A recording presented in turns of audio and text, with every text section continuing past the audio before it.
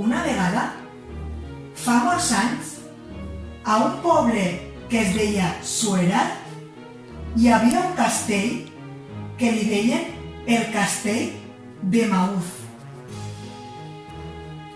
Estava a la punta d'una muntanya. Era un castell molt bonic, amb una silueta molt bonica. A ese castell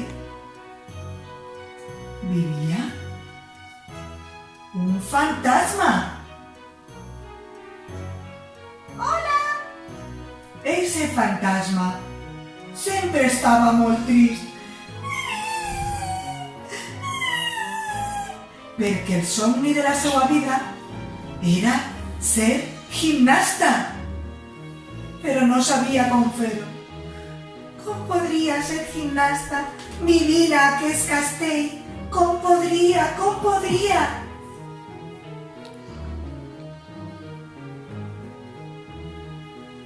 Però un dia va començar a ploure. Plovia. I de repente el fantasma va veure que damunt d'ell es va posar un paraigües. I va dir, oh, això pot ser una senyal de que he d'eixir un poc del castell a veure què passa. A veure què passa. A veure... Començarà a tronar, sorolls de trons per tots els costats. I de sobte, el paraigües va desaparèixer i va aparèixer una fada. Hola, soc Anna la fada. Què et passa, fantasma? Què et passa? Jo és que voldria ser gimnasta i no sé com fer-ho. Doncs, jo t'ho diré. Com sempre he vist que t'has portat molt bé, vaig a fer que es faci realitat el teu desig. Cataplim, cataplum, amb aquesta vareta tu seràs gimnasta.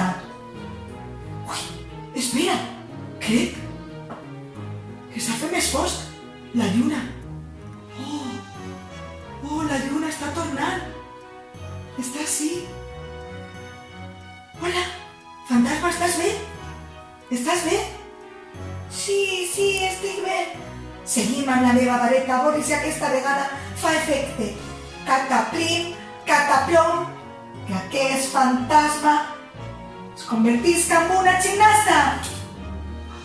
Oh, moltes gràcies, fada, moltes gràcies. Ara, com ja ets una xiqueta gimnasta, podràs anar-te'n del castell i baixar a viure al poble de Suera, un poble molt bonic. Estàs contenta? Sí, molt contenta, moltes gràcies. I la gimnasta es va quedar sempre molt agraïda. Se'n va anar del castell i se'n va anar a viure al poble de Suera. I conte contat,